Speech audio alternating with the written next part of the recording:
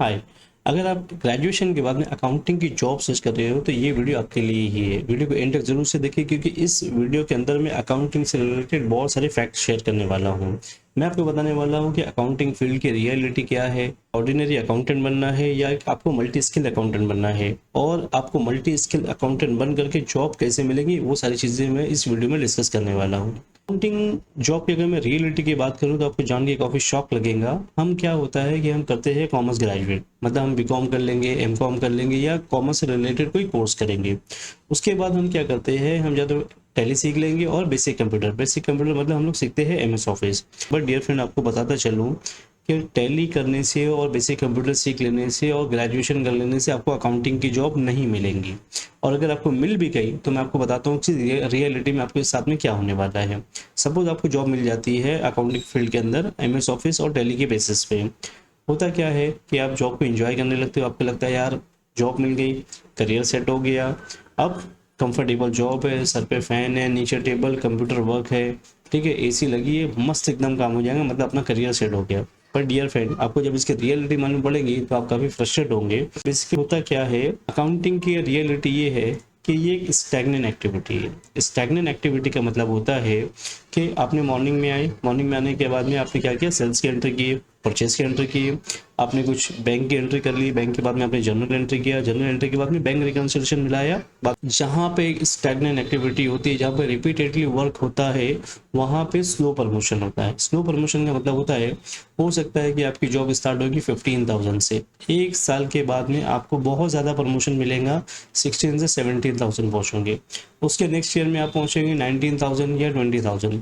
मतलब बहुत slow slow slow slow promotion होगा, इतना कि जो हमारा इन्फ्लेशन रेट है उसके अकॉर्डिंगली, यानी आपकी सैलरी कोई ग्रोथ होंगी नहीं। इसके साथ साथ में जब आपका जो ओनर है वो आपको देखेगा कि भाई ये फ्री रहता है अकाउंटिंग का सारा काम करने के बाद में, क्योंकि सेल परचेज बैंक की एंट्री करने के बाद में आपको कोई काम नहीं है, उसके बाद आप फ्री हो जाते हो। तो जो आपका ओनर रहेगा वो आपको नॉन रिलेटेड वर्क दे देगा कि बोले जाओ भाई कैश बैंक से निकाल के लेके आ जाओ, बैंक में कैश डिपॉजिट करके आ जाओ, पार्टी का पेमेंट रुका हुआ जाकर पार्टी से चेक कलेक्ट करके आ जाओ, ये चेक जो है पार्टी को दे करके आ जाओ, ठीक है, बैंक के अंदर ये स्टेटमेंट सबमिट करना है, जाके वो सबमिट करके आ जाओ, बैंक को समरी सबमिशन करना है वो करके आ जाओ, डॉक्यूमेंट जाओ हमारे सीए को देके आ जाओ। ठीक, काम आपके ऊपर डाल देगा जो आपकी अकाउंटिंग फील्ड से रिलेट करता ही नहीं है। बाद में डे बाय डे वो अकाउंट रिलेटेड वर्क आपका बढ़ता जाएगा और इसकी वजह से आप एक टाइम के बाद में आप रिजाइन कर दोगे या तो सामने वाला आपको टर्मिनेट कर देगा। उसकी वजह क्या है, टर्मिनेट करने की वजह सबसे बड़ी क्या होती है कि आपकी एक कैपिंग है। मतलब ये कि आप ज़्यादा से ज़्यादा समझ लो आपको 25,000 आपको सैलरी दे रहा है, जब तो 25,000 सैलरी देगा तो उसको वो भारी पड़ने लगेगा। क्यों? क्योंकि अकाउंटिंग का काम उनको लगता है कि रिपीटेटिव नेचर में है, कोई बहुत बड़ा काम है नहीं, सुबह में आए सेल्स की एंट्री की, परचेज की एंट्री की, काम खत्म हो गया, नेक्स्ट डे आया वही काम किया, काम खत्म हो गया, नेक्स्ट डे आया फिर वही काम किया, काम खत्म हो गया। तो आपका जो ओनर रहेगा या तो वो आपको टर्मिनेट कर देगा जब आप बोलोगे भाई सैलरी इससे बढ़ाने के लिए। क्यों? क्योंकि 15,000 रुपये में उसको नया अकाउंटेंट मिल जाएगा और यही होता है। आखिरी में आपके पास में फ्रस्ट्रेशन के अलावा कुछ नहीं बचेगा। अब इसका सोल्यूशन क्या है? सबसे बड़ा सवाल रहता है कि भाई इस रियलिटी तो हमको समझ में आ गई कि अकाउंटिंग फील्ड की है, लेकिन अब इससे हमको क्या करना चाहिए।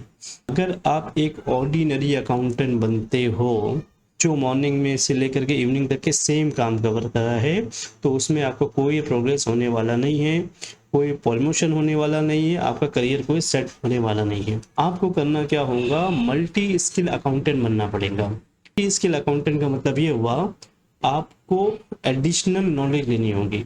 एडिशनल नॉलेज का मतलब ये हुआ आपको सीखना होगा कि अकाउंट फाइनलाइजेशन कैसे किया जाता है। अकाउंट फाइनलाइजेशन हमने बुक्स में पढ़ा है, कॉमर्स में जब आप ग्रेजुएशन कर रहे तो आपने देखा होंगे किस तरीके से फाइनलाइजेशन करते हैं, लेकिन वो जो बुक पे पढ़े थे और प्रेजेंट लाइफ बहुत डिफरेंट है। थ्योरी पढ़ा है, प्रैक्टिकल में टोटली डिफरेंट हो जाता है। फाइनली अकाउंट फाइनलाइजेशन का काम कौन करता है? जो सीए होते हैं या सीनियर अकाउंटेंट होते हैं, बट वो आपको सिखाएंगे नहीं। आपको सीखना होगा कि जीएसटी की कंप्लाइंस किस तरीके से की जाती है।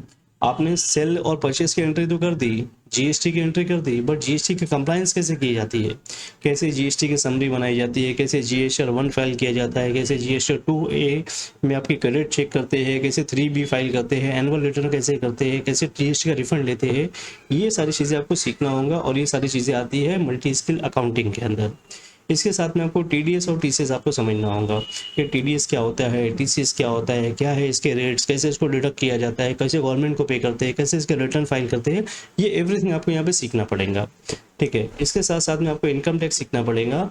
इनकम टैक्स में आपको आना चाहिए कि कैसे रिटर्न फाइल किया जाता है, कहाँ कहाँ पे किस तरीके से टैक्स एप्लीकेबल होता है, सैलरी को हमको इनकम टैक्स की कंप्लाइंस कैसे करना है अकाउंटिंग के अंदर, हमको जीएसटी की कंप्लाइंस कैसे करना है अकाउंटिंग के अंदर, हमको ये सारी चीज़ें सीखना होगा।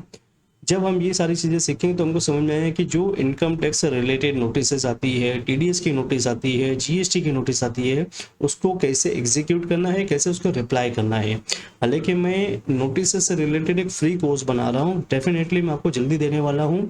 चैनल को सब्सक्राइब करके रखो, जैसे ही मैं उसको लाइव करूँगा आपको फ्री में मैं आपको अवेलेबल करके दे दूँगा, आप उसको देखो, आपको काफ़ी अच्छी चीज़ उसमें सीखने मिलेंगी। तो मल्टी स्किल अकाउंटेंट, तो मल्टी स्किल अकाउंटेंट बनने के लिए ये सारी चीज़ें आपको सीखना पड़ेगा। सवाल आता है कि ये सारी स्किल हमको सीखने मिलेंगे कहाँ से। यूट्यूब पे तो सारी चीज़ें अवेलेबल है बट सिस्टमेटिक नहीं है, और अगर आपको सिस्टमेटिक सीखना है तो आपके पास में दो तरीका है। एक है आप हमारे साथ में एसोसिएट हो सकते हो, जिसमें मैं आपको सारे ट्रेनिंग फ्री में प्रोवाइड करवा दूंगा। दूसरा तरीका है आपको 6 टैक्सेशन ब्लूप्रिंट में आपको दूंगा, आप उसके जरिए भी सीख सकते हैं। एसोसिएट अपॉर्चुनिटी की वीडियो मैंने ऑलरेडी यूट्यूब पे अपलोड कर दिया है, आप जा करके उसको देखो, उसके अंदर आपको अच्छे से समझ में आएंगे किस तरीके से उसमें एसोसिएट होना है हमारे साथ और किस तरीके से आप इसमें इनकम जनरेट कर सकते हो। 6 टैक्सेशन ब्लूप्रिंट के अंदर ये एक बहुत ग्रेट प्रोग्राम है, जिसको लर्न करने के बाद में आप मल्टी स्किल अकाउंटेंट तो बनोगे, साथ ही साथ आप रिटर्न, आपकी फैमिली के इनकम टैक्स रिटर्न, खुद के जीएसटी और बहुत सारे लोगों के जीएसटी कंप्लायंस सब हैंडल करना शुरू कर दूंगे। मैं आपको सिखाऊंगा कि इनकम टैक्स की कंसल्टिंग कैसे करते हैं, इनकम टैक्स से प्रैक्टिकली रिटर्न फाइल कैसे किया जाता है, चाहे वो सैलरी के केस में हो, चाहे बिजनेस प्रोफेशन हो, शेयर मार्केट हो, या किसी भी केस में आपको इनकम टैक्स रिटर्न वगैरह किस तरीके से फाइल किया जाता है।